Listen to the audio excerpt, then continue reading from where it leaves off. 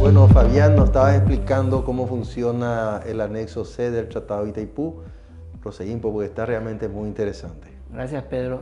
Bueno, entonces ya vimos cómo se calcula la tarifa de la venta de energía de la potencia que genera Itaipú. Mira un poquito las cargas financieras y amortización de préstamos en millones de dólares.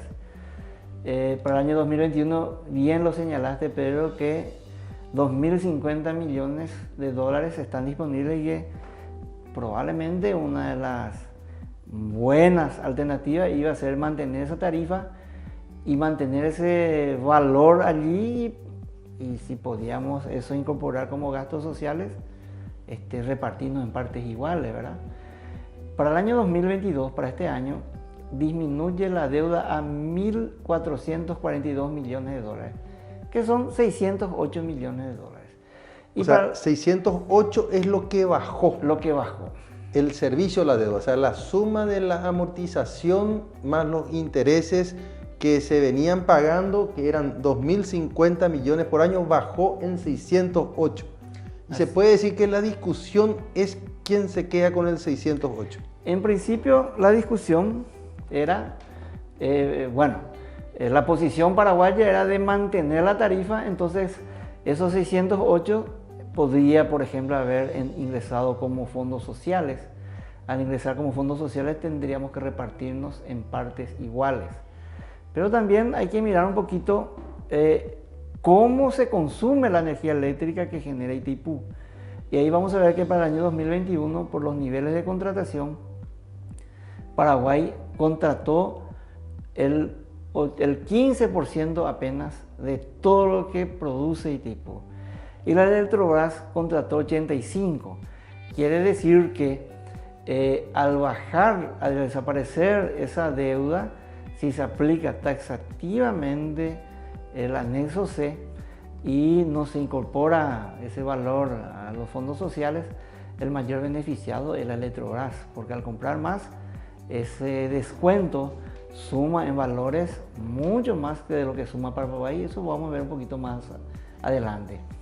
Para el año 2023, la deuda de 1.442 ya desaparece prácticamente, porque va a quedar un 254 los primeros 2 meses y que termina, o sea que sumando todo, 2.000 millones de dólares aproximadamente era la deuda, y de ahí más o menos podemos entender la posición paraguaya que se informó el año pasado, lastimosamente muy tarde, a finales del año, de que la posición paraguaya era continuar manteniendo la misma tarifa que se había estipulado desde el año 2009, ¿verdad? 13 años ya prácticamente, y con eso ver la posibilidad de que esos 608 millones nos repartamos en partes iguales por un lado, y por otro lado la estrategia también era mantener esa tarifa hasta tanto se revise el anexo C, de tal manera que si dentro del anexo C se obtenía algún mayor beneficio, entonces al disminuir gradualmente esa tarifa no disminuya al mínimo, sino que disminuya en un nivel que le permita a la ANDE o al Paraguay acceder a mejores ingresos. Porque es muy difícil que una vez que la tarifa baje totalmente, se pueda negociar e incorporar nuevos valores que hagan que esa tarifa vuelva a subir. La tarifa es muy sensible, un componente político muy fuerte, y creo que de ahí el motivo por el cual hay tanto interés y tanta discusión de ambos países por el tema de la tarifa. La propuesta de Paraguay del año pasado entonces era mantener esa tarifa en 22.6 dólares el kilovatio mes y distribuir el equivalente a la disminución de la deuda en partes iguales. Claro, somos dos países que somos mitad y mitad dueños, y en este momento por fin hay un beneficio del orden de los 2.050 millones de dólares, y bueno, mitad y mitad. Esa era más o menos la idea. En una primera tanda 608, mitad y mitad. Esa es la propuesta paraguaya. Claro, y seguramente con la segunda tanda, 1.400, y si era un resultado ideal, hay que ver que está la contraparte que también defiende sus intereses, pero supongo que se lograba en base a discusiones, un buen trabajo diplomático, técnico, político, que tienen que estar todos trabajando sincronizadamente. Si eso se lograba, íbamos a tener casi 1.000 millones al año, pero no es para un año. Íbamos a tener eso... No, inclusive un poco más. 2050 y 2, sí, 1.025 millones de dólares año. Y mientras... Aparte de lo que ya tenemos. Aparte de lo que ya tenemos. Y mientras se dé esa asimetría de que Brasil lleva más del 80%, Paraguay lleva menos, entonces, por supuesto, Brasil iba a pagar más, Paraguay iba a pagar menos, y por lo menos unos 10 años seguramente iba a ser un negocio redondo para Paraguay, mucho dinero. Correcto. Bueno, Paraguay también, el interés de Paraguay, ¿verdad? Mirando un poquito más ampliamente,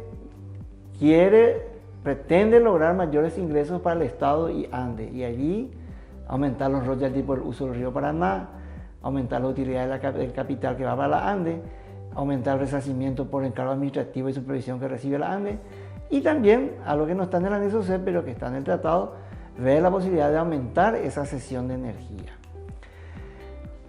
Ver la posibilidad de venta libre de la energía no utilizada para venderlo en cualquier mercado, ¿verdad? Ya sea el argentino, el brasilero, o si podemos, por ejemplo, a través de otro tipo de operaciones, se puede vender a Uruguay, a Chile.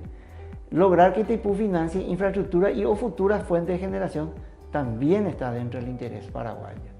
Brasil, digamos que hay dos principales intereses, después seguramente hay otros pequeños, pero esto es lo principal. Ellos quieren disponer de la energía que Paraguay no utiliza al menor precio y bajar la tarifa de Itaipú. Y fíjense que haciendo prácticamente una interpretación del anexo C, sin aumentar los fondos sociales, ellos básicamente logran sus objetivos con la sola interpretación del anexo C. Entonces veamos un poquito para el año 2022 cómo se estaba programando hacer el costo del servicio de electricidad. Estos son costos estimativos, ¿verdad? Yo me imagino, o sea, estoy sacando un poquito los valores de años anteriores y haciendo una proyección. ¿Qué es lo que Brasil pretendió? Brasil dijo, bueno, la deuda de 2050 pasa a 1442. Entonces, sustituyamos eso, simplemente. Entonces, el costo total sale 2.682 y aplicando la fórmula, esto te sale el 18. Aquí sale 18.40, ¿verdad? Y bueno, Brasil dijo provisoriamente nosotros vamos a entender que esto va a ser 18.95 y ellos se aferraron a eso desde diciembre del año pasado, estipularon como el costo para Itaipú y ellos dijeron para el costo de repase que para venta un poquitito más, para venta en su mercado. ¿Qué es lo que Paraguay quería? ¿Verdad? La posición paraguaya era, bueno, vamos a sustituir los gastos de explotación que está con el cálculo y vamos a aumentar los 609 millones, ¿verdad? Entonces esa suma sube a 1.400 millones y ese valor va a hacer que la tarifa vuelva a mantenerse en los 22.0, los 22.60 y la diferencia nos repartimos en partes iguales. O sea estas son las dos posiciones. O sea, también se cumple el anexo C. Claro que se cumple. Si se cumple el anexo, o sea, los dos son un cumplimiento estricto del anexo C. Sí. Donde lo que ocurre en uno de los casos es que pones más gastos de explotación y en el otro menos gastos de explotación. Correcto. Vamos a decir así, en el caso de la posición brasilera son, vamos a decir, más austeros o más mezquinos, depende de cómo le quieras tildar, y entonces bajan los gastos de explotación y directamente, por tanto, baja la tarifa, y en el otro caso se suben los gastos de explotación a través de los gastos sociales y entonces la tarifa se mantiene en una tarifa que de hecho es menos que la del mercado brasilero, ¿verdad, Fabio? Sí, claro. O sea, esta no es una tarifa exorbitante. No, es que le estamos cobrando caro a Brasil al establecer esta tarifa que ellos vinieron pagando desde hace años. Hace 13 años que están pagando. Claro. La tarifa en el mercado brasilero en todo este tiempo fue subiendo.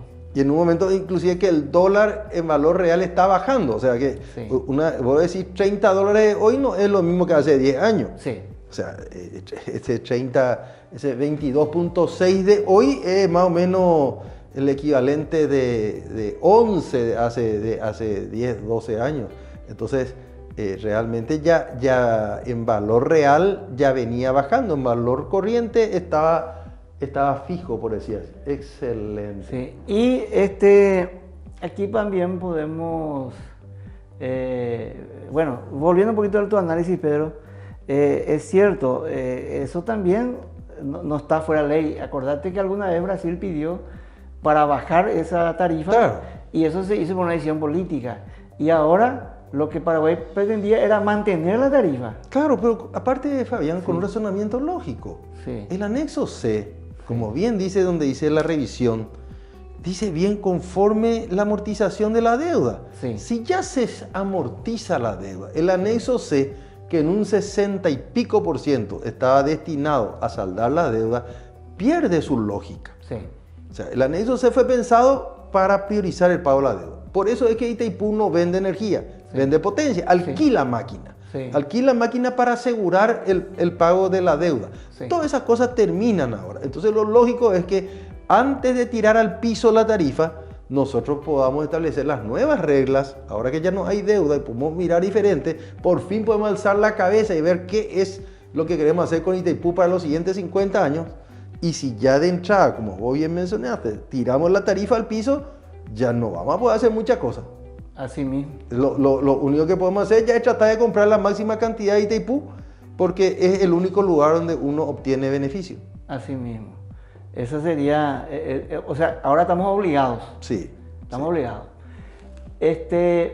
La tarifa entonces del 2022 de 22.6, finalmente esto fue aprobado un día 9 de agosto y quedó en 20.75 dólares el kilovatio mes.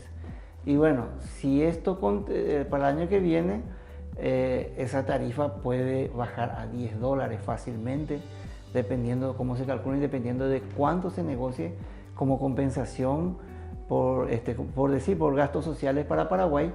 Y todo hace suponer, Pedro, ¿verdad? Este es un análisis que justamente estuvimos haciendo en el corte, de que con la bajada de tarifa de la ANDE ahora, más su situación difícil financiera, probablemente la ANDE va a pelear para que esa tarifa baje al menos.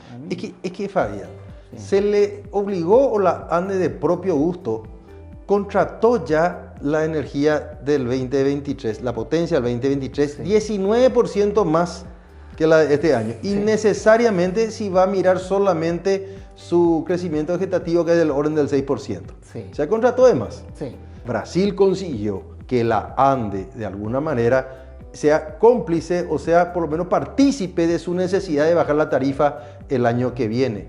Entonces probablemente como gran cosa nos van a traer que no bajó a 10, sino, viste que están 20 y 10, bueno, bajó a 15. Y vamos a tener que aplaudir, sí, que nosotros le estamos dando a Brasil de ese 2.050 millones que podríamos haber repartido entre dos países propietarios en un 50%, vamos a tener que festejar que ellos se llevaron el 75% y nosotros nos quedamos con el 25%, por lo menos no nos quedamos sin nada. Eso es lo que vamos a tener que festejar. Y en parte va a ayudar a ayudar un poquito a la difícil situación financiera de la ANDE, claro, y no va a sobrar nada para obras de infraestructura, para nuevas fuentes de generación, para otros objetivos que Paraguay en principio tenía. Y aquí, Pedro, también hay muchas cosas que uno puede analizar o concluir de todo este escenario. Años hace que se sabía que la deuda de Brasil, de Itaipú, iba a disminuir. Nosotros ya sabíamos de eso hace años.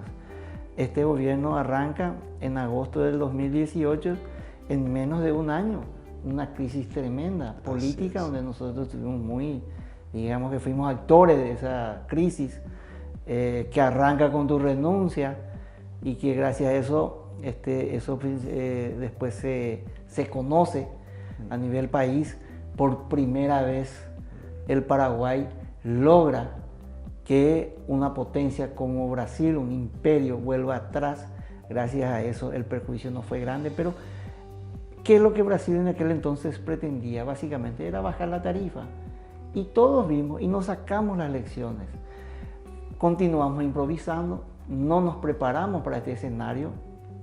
El año pasado, a final de año, recién el gobierno marca una posición, un poco ya tardía, entonces esto va cayendo y es como un castillo de naipes, se va cayendo todo. Y lo peor para mí, como es funcionario de la ANDE y jubilado, es ver que parece que la ANDE va a pagar los platos rotos de tanta improvisación.